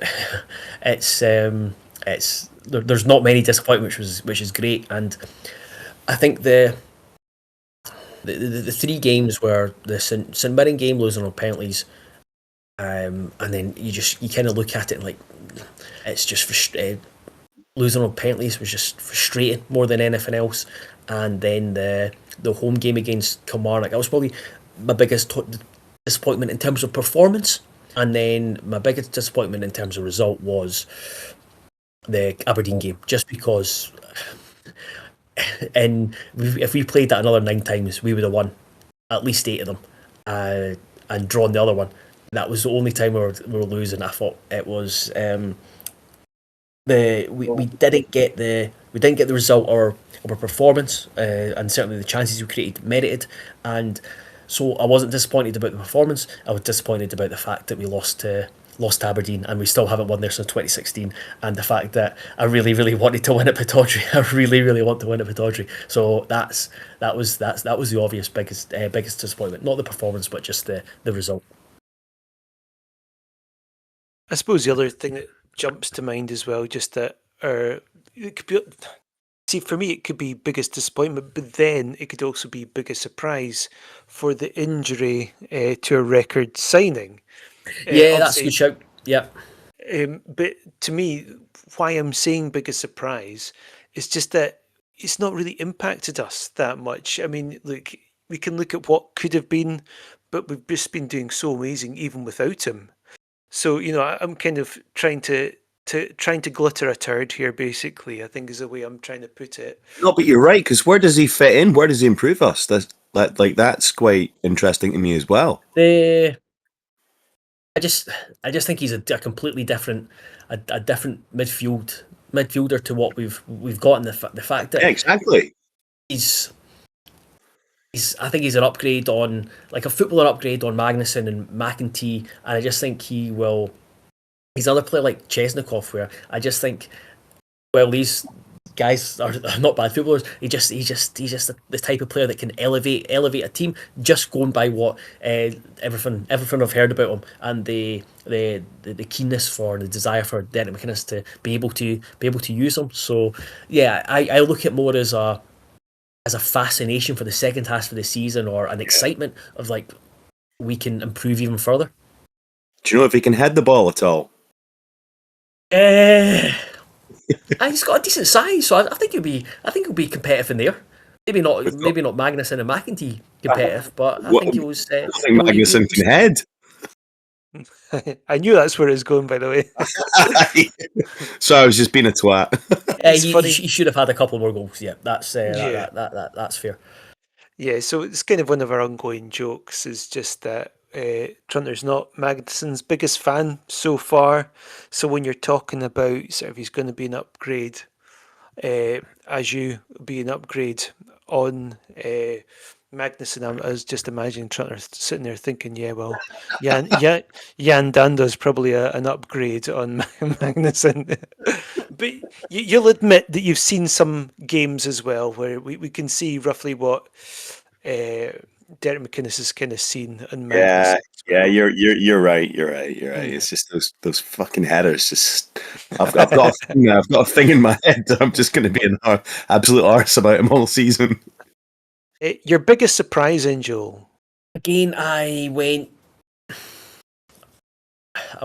player, and I think and this isn't to take away from these players individually, because I love both of them, and I think they're individually, collectively, they're so good. But the biggest surprise was just how good the partnership of Cammy Devlin and Benny Beningame was pre Benny's injury, and just how important as they were as a fulcrum in the midfield, because you just looked at it with the signing of Adju, the signing of Magnuson, the signing of McEntee, and you thought that it was you just had this feeling that it was going to be unlikely that we'd see Devlin and Benny the way we have over the last few years. And it's not just the fact that they've been a key partnership, especially during that spell where we're 4-4-2 and it was all about partnerships across the pitch, but it's the fact that one of the question marks for them was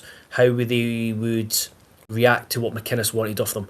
We've seen it. My biggest frustration for both of these players over the last few years was their unwillingness to take risk, and I just felt at times they played 2 or 3 passes when one could have done it, and at times it just slowed Hearts down in possession. Even though, like, I think Devlin is Devlin gets a bad rap for his passing. I think it's absolutely fine. I just think longer range or like creatively, it's not his strongest attribute, but just keeping it simple, absolutely fine. And then Benny is great on the ball, but you're kind of just wanting more from him. I was wondering how they'd react to what McInnes wanted from them. And I wrote a piece just before, I put it out just after his injury, but I wrote it before his injury, about how they have evolved, and they were being more direct, they were playing quicker, they were playing more forward passes, and watching them, it really felt like they had taken on what was required of them in that centre midfield. And out of possession, there was never any question about either of them. But in possession, as a collective, just one was never sure if it was the best partnership. But they have been absolutely brilliant as individually and as a pair this season. I read that one, Joel. It was really, really good. Thank you. Yeah, that was one where I really enjoyed putting it together, just because again, I have a when I say a soft spot, I have a real crush is maybe a bit strong, but a real soft spot for both of them. I've got a crush. I'll be honest with it. You can say crush. That's fair. Oh yeah, this is we'd say I think we'd probably even take it one further and say we've got a big stunner for a few of them, but let's not. We'll move on. Right, so most improved, Joel, to finish off. This was difficult because I thought I could have easily put Cammy and Benny in this, in terms of just like touching on the stuff I've talked about, and then it was more difficult because there was a lot of new bodies in the team. So I would say Harry Milne, but with the caveat that I should probably swap them around and say Harry Milne's probably been the biggest surprise, and then Cammy Devlin and Benny have been the most improved in terms of what we're looking to do. And it was obviously hard because of there's not been a great deal of choice for players who are most improved from last season, but it allows me to talk about Harry Milne. And I suppose the surprise, the most improved aspect of it is that he's made the step up from the Championship to the Premiership. Had that 6-month bedding in period, but looked so assured ever since stepping in for James Penrice. And you look at the trajectory of the left backs in comparison to the right back. You've gone from Alex Cochrane, and you're thinking, oh, how are we going to replace Alex Cochrane? James Penrice comes in, and you forget all about Alex Cochrane. How are you going to replace James Penrice? Harry Milne comes in, and you forget all about James Penrice. And I remember when being in Spain during pre-season, and James Penrice left, and we spoke to me and Barry Anderson were speaking to Dennis McInnes after it was either after one of the pre-season games or after the training session, and kind of was just chatting about left back, and he was like, basically, because we kind of just thought we'd be looking to get a left back in, and he was like, no, I'm happy with my left back options, and Harry Milne and Stephen Kingsley were early in the pre-season. We can see how they get on with like the League Cup, and just both of them have shown just how just why McInnes was happy with his left back options. And I suppose the most improved and the biggest surprise element of this is that Harry Milne has played a number of games at right mid, and a lot of people have said, that experiment is done with, but I don't think he looked out of place, and he had some real key moments in that, where it was his role in the win over Rangers, his role in the win over Celtic at Tynecastle. That was one where, watching it back, he was even better than I thought. He's even more productive and effective than I thought. So yeah, he is. It feels like he's taken a step up this season without really actually seeing too much of him in the Premiership last season. I honestly think he's better than Penrice.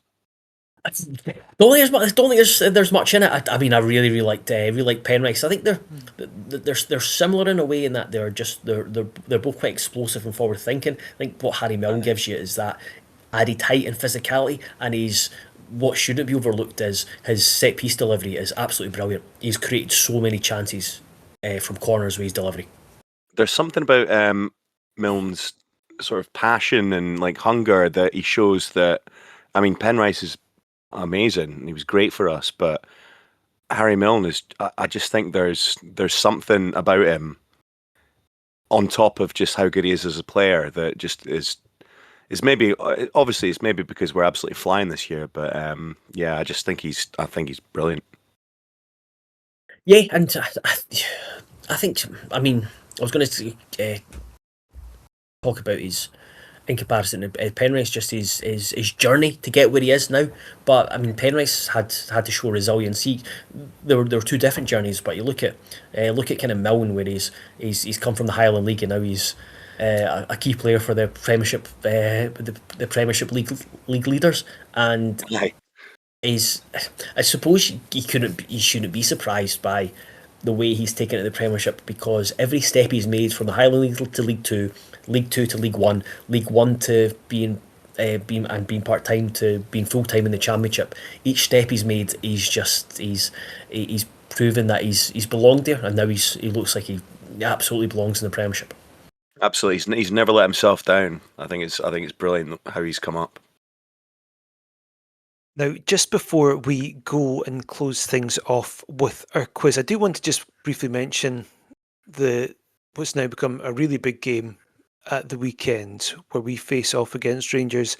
They're currently leading Hibs 1-0. If it stays like that, it was almost 2-0, but it's rolled out. It's happening live as we're talking now.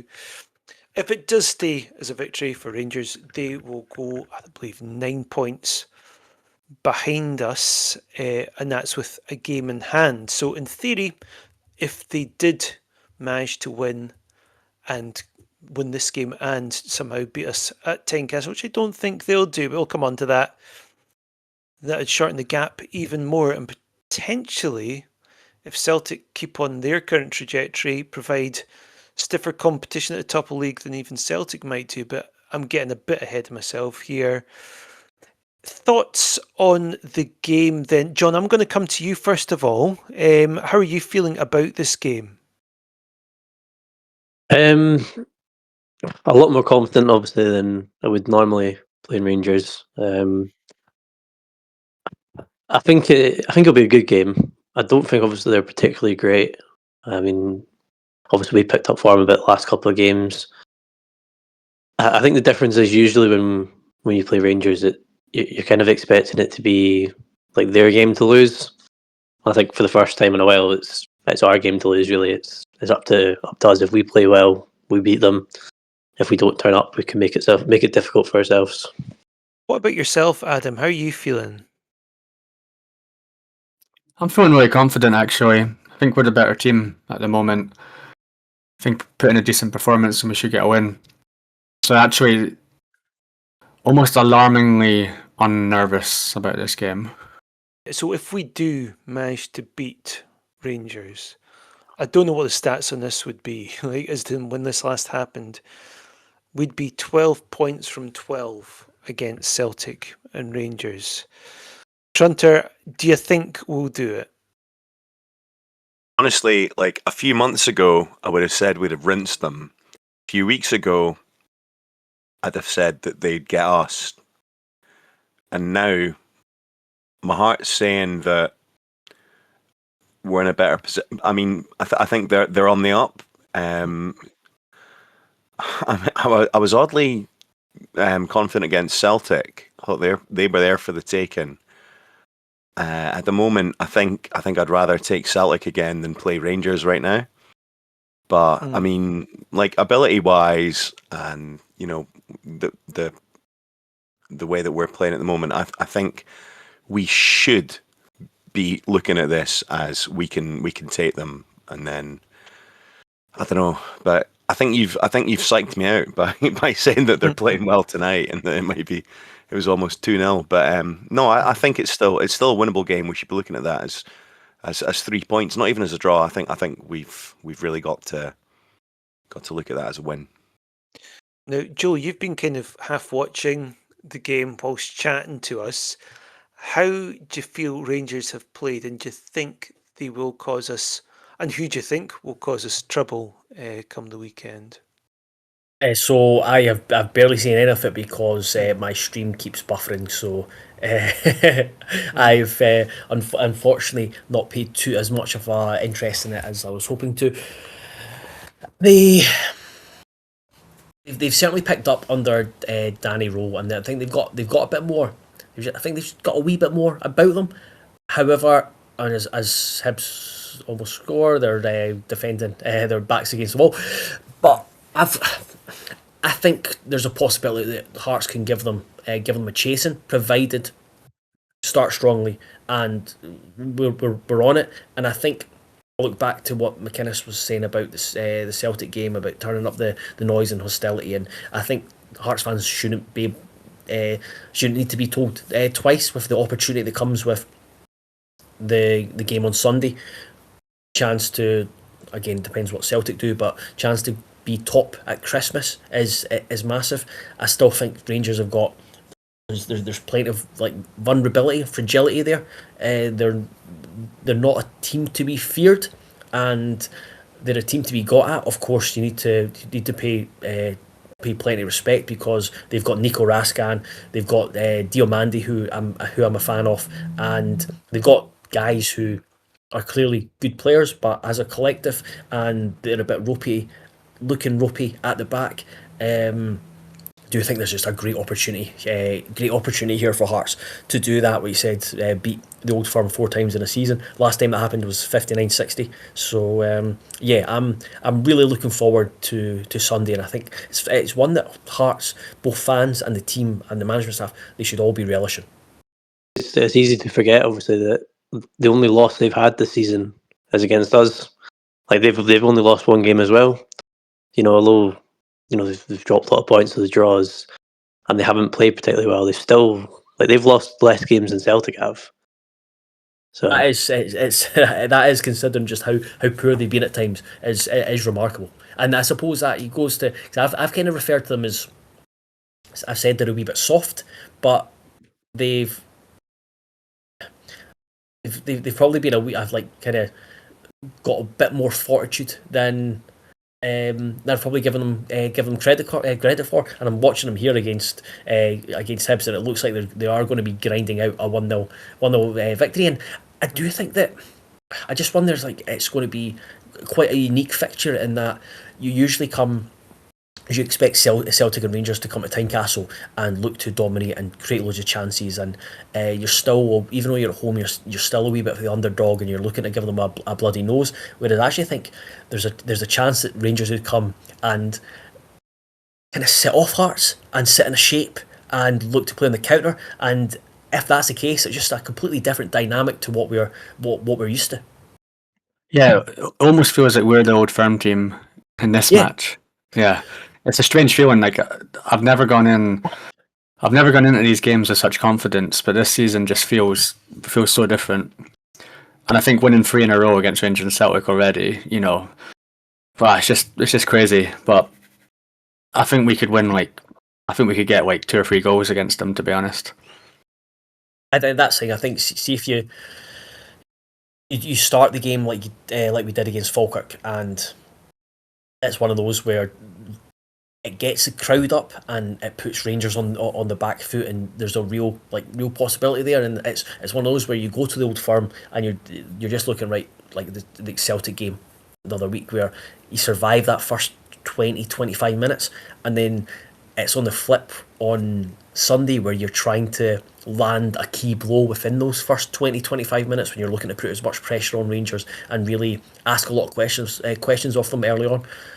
But yeah, it's what a place to be in. Lineup wise, would you change anything from our last 2 games? I'm hearing Benny might well be in contention. I can't imagine he'd be starting. Neuenhoff, unbelievably, might well be in contention as well. Do you think it would just be stick, or will he twist for the upcoming game? I would say he probably sticks. I think it'd be a difficult game for Benny or the Hoff to come, especially the Hoff not played since the League Cup to come into, and probably get a better idea on what their likelihood is tomorrow or Wednesday when the press conference is.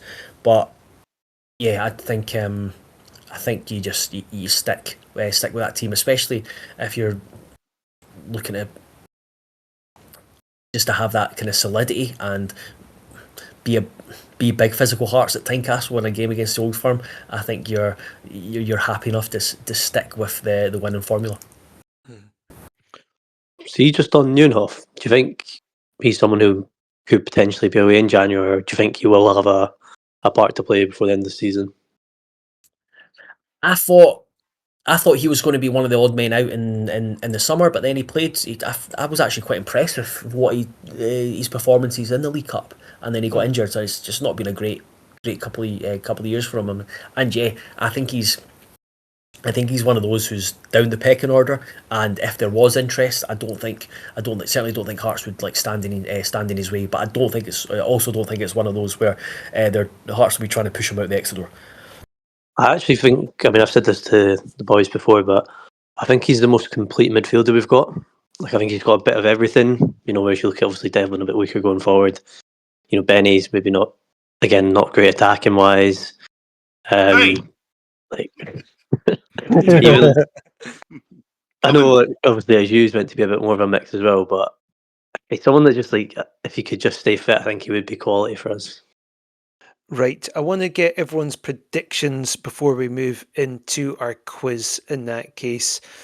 Joel, we'll start with you. Predictions and scorers, please. I will go for a rip-roaring 3-0 victory for Hearts, and I will go for Shankland, Kazaridis, and Craig Halkett. Nice. Okay, Trunter, you? 2-1 Hearts. Shanks is going to score them both, I reckon. Because Benny's out injured, obviously. That's why. I'm going to say 3-1 Hearts. Kizaridis, Shankland, and Finlay. Okay, and John? 2-0 Braga and Kingsley. Well, it's difficult to come up with a scoreline that's not been said yet. Right, I'll go. Yeah. 5-1 is going to be a reverse of 1996. And Butland will let one through his legs. All 5 from Braga. There's your prediction. Right, quiz then. So the first quiz, we always do one where it's we'll name 2 former or indeed current Hearts players, and there's another team that connects them both. They've both played for. Who's doing that one today? I'm doing it. To be perfectly honest, though, I'm starting to forget who we've done before, so I don't know if I'm repeating myself with this one. Mhm. Since we've got Joel on the podcast, I thought one of the players should be one of his favourite players of the century, Barry Mackay. I really like Barry Mackay. Yeah, I know. We know. Oh, right. Yeah, you had him in your best start, your best 11 of the century or something. Oh, of course I did. Yeah. Well, I've definitely got that one down. He actually was like a good player. Just obviously it didn't work out. Anyway, so I'll say Barry Mackay and Michael Stewart, and then you're naming the team they both played for apart from Hearts. Well, I'm guessing it's not Manchester United. No, despite Barry Mackay being brilliant, he didn't manage to get a move to Man U. I know 2 that Mackay played for. Wait, should we let Joel have a guess first? Yeah, I did think anyway. I could only think of Fleetwood. No, Barry Mackay was at them, but Mikey Stewart wasn't. I think I know it. Oh, I know Go for it. Yeah, I'll let you answer, but I'll. Oh, shite. No, it's not. It's not. Sorry, I thought it was Swansea. Bollocks. It's not, is it? It's not. Because I don't know about Michael Stewart, but no. I think, is it Nottingham Forest? Yeah. Yes. I wouldn't know Michael Stewart, but I know Mackay played for them. I I really didn't wanted know Joel, either of them played for. I wanted Joel to get the right answer there, but I think John Just nipped cut in. it out. Well, that's the last time Joel's coming on here in that case. Actually, You Joel, ruined it, guys. You I was fucking- going to ask Joel, do you actually know what's happening with Barry Mackay? Do you think he's going to... Do you have any idea why he's not got a club? Is he going to sign for someone? No, it's no idea. He was doing loads of not loads. Well, he was doing a lot of work with like a football coach in the summer and off season, and like preparing for a club. I think he did an interview with Scott Burns with the Record and talked about how he was waiting for the right offer, the right club. So yeah, he's not been taken up. I don't know if there's the offers that came in just weren't what he Yeah. wanted. It's an yeah, he's an interesting one. Where is he the biggest, most passionate football fan?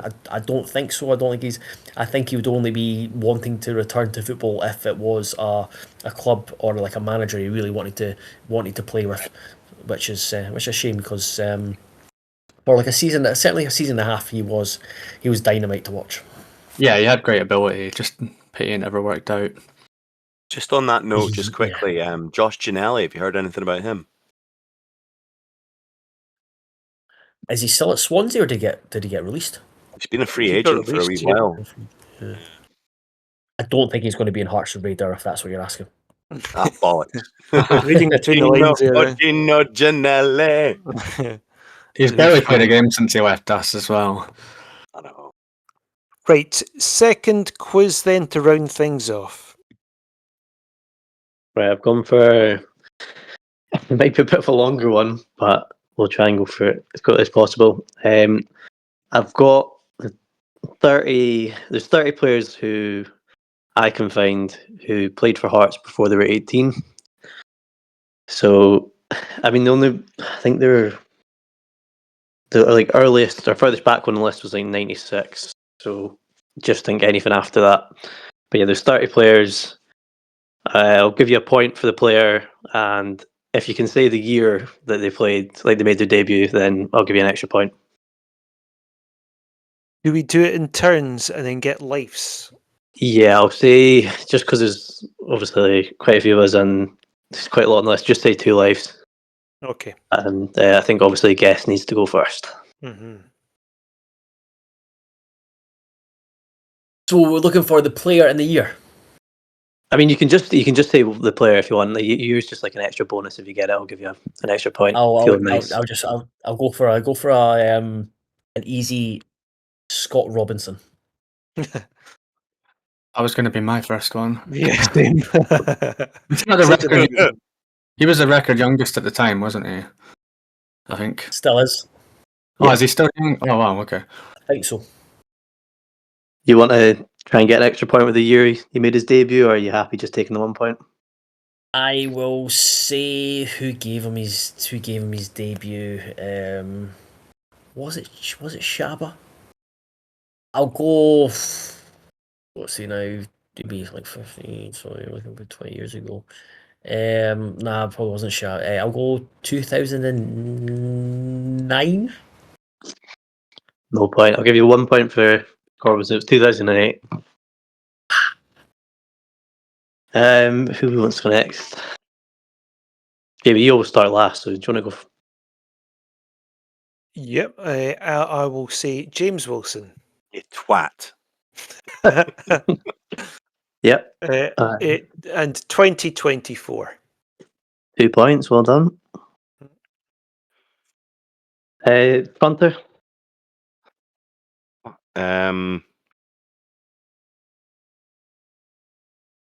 What about Finlay Pollock? Yep. Hey, I've no idea of the year. It wasn't this year, but that might be. I think I had 2 that I could think of. So, If you just want to take the 1 point, or you want to have a guess? no, I'll take the 1 point, mate. You batter on. It was 2021 for Pollock. Right, Adam, you've had a bit of time. Harry Cochrane. Yep. 1 point. You want to guess here? 18? 2017. Ah, Right, Joel, back to you. Alan Morrison, 2015. Yep. He's the second youngest. He's looked that up. He doesn't know shite about Hearts.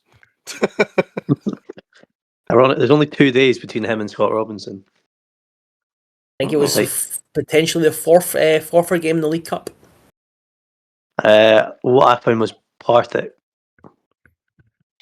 But I might be Oh, wrong. maybe. So was it 2015? Yeah, you're right. You got 2 points for it. I will dig a bit deeper and go for Jamie Mole. Hey, Yep. Thank you. Yep. 2006. 1 point. 2005. Right, Toronto. Jamie's just given me one, I think. I hope. Our old pal Clum. Was Callum Elliott under 18? I'm sure he was. Let me just check. Yeah, under 18. Yep. I want to say that would have been... I'm literally trying to think of Jamie's house. 05? 1.04. Ah, close. Thank you, Jamie, though. You're welcome. Adam. because I said Harry Cochrane, I'm going to go for Anthony McDonald. Yep. And I'm point. going to guess if it's same as Harry Cochrane, 2017. Well done. Yep, 2 points. At the same time, same kind of game, right? They were both in the Celtic one. Both, unless I've written it wrong, they both played against Dundee. I don't know if I it's might like have they done wrong. both played in that, didn't they? That's why I'm saying them together. Yeah. Right. Back to you, Joel. Gary Glenn, 2007. Yep. 2 points. Spot on. That's another Trunter and Jamie favourite is Gary Glenn. Mhm. Jamie. Aaron Hickey. Fucking dick! Every time I think of one, you get him. Great Yep. minds and all that, right? I will say.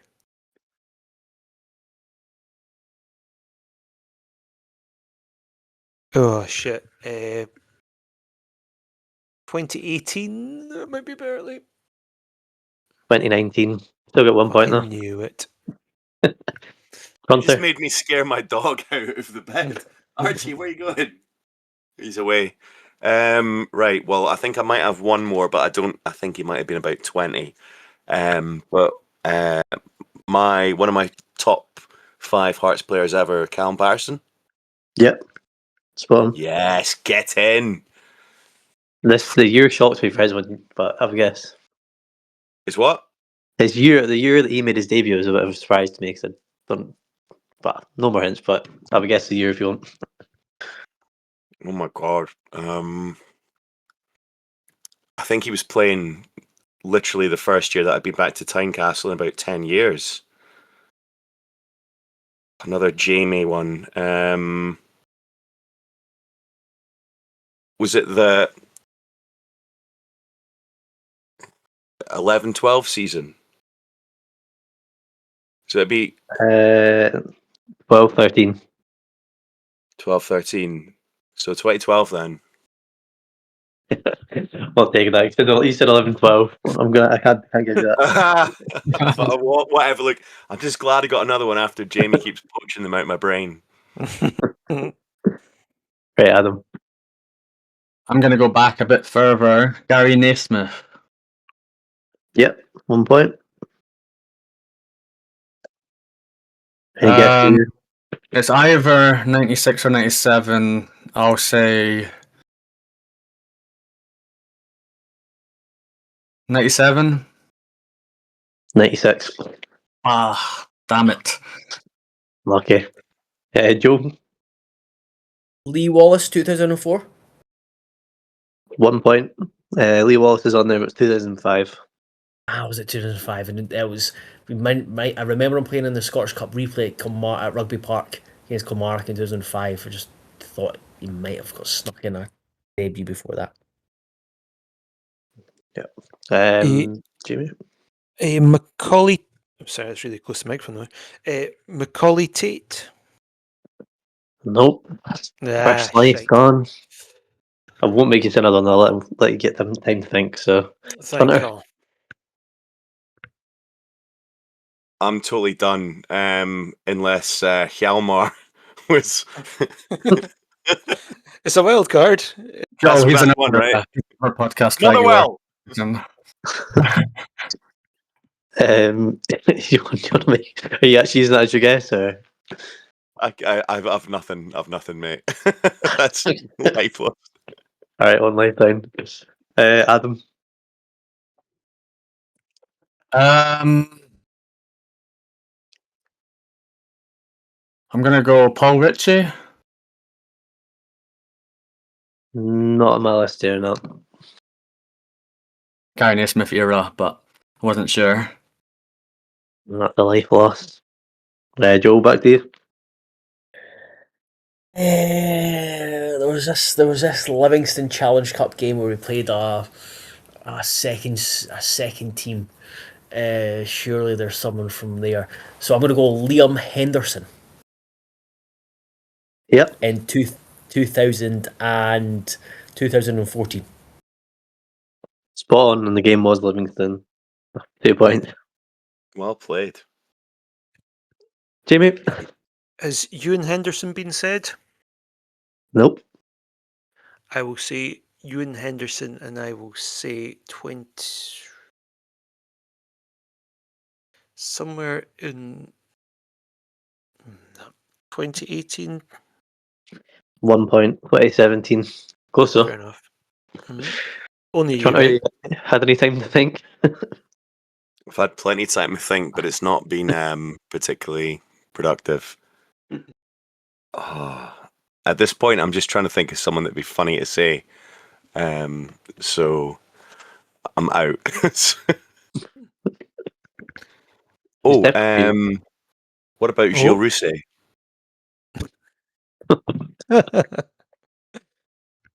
Okay. Adam? I'm trying to think now along the way Joel said about Challenge Cup and random kind of guys that played like once or twice. Or actually, Stephen Simmons. Nope. Okay, I'm out. That's a good one, actually. This one. Down to 2. I think Joel, unfortunately, is the strongest. Scores currently Joel on 8 and Jamie on 6. So it's not too much in it, but over to you, Joel.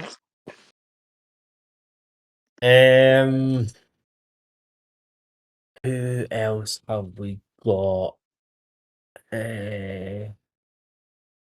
Gordon McGee, 2013. 2 points. Well done.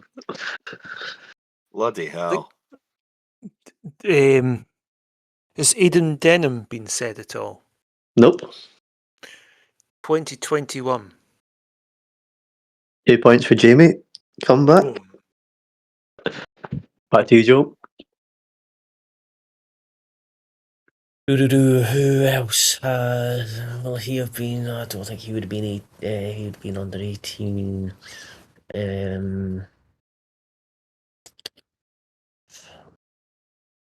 Daniel Bauer, 2014. Nope. First life lost. Oh. Here's your chance, Jamie. Is it fuck? Would be I'm totally out. Kenneth Vargas. Interesting. No. So. Fine. So Joey finished on 10, Jamie on 8, Adam on 4, Trunter on 3. I didn't get last. That's all that matters. It's good that we had that agreement before that we'd let Joel win. So it's good. I know. Well, Joe, yeah, we know them all. We were just like, Joe's the guest. So Joel, I just want to say thank you so much for giving us so much of your time tonight. We really do appreciate it. Is there anything you want to let us know is coming up this week on Heart Standard? No, I don't think so. Just the usual Hearts-related stuff ahead of a big game. There'll hopefully be a couple of features out. Oh, there might be a feature on in-depth look at Islam Chesnikov's season at Tobolkastani, but I'm waiting to find out a bit more about when he arrives in the country. So that'll be dependent on that, and then it'll just be the few videos going up. There'll be the B team report from their game against St Johnstone tomorrow. Going to go along to that with the guy who covers the B team as well. So looking forward to that. So there'll be plenty going up both on the YouTube and on the website. Well, that is it for this week, folks. If we don't record another one before Christmas, I hope you all have a great one. Do look out for each other. It can be a difficult time for lots of people, so do reach out, and we will share some places you can reach out to on our socials, so please do follow us on there anyway. You can find us on Instagram, it's Hearts and Sleeves Podcast on there, and you can also find us on X and on Blue Sky. And if you want to drop us an email, it's always welcome to. It's heartsonsleevespodcast@outlook.com. Okay, have a great Christmas. Cheers, everyone.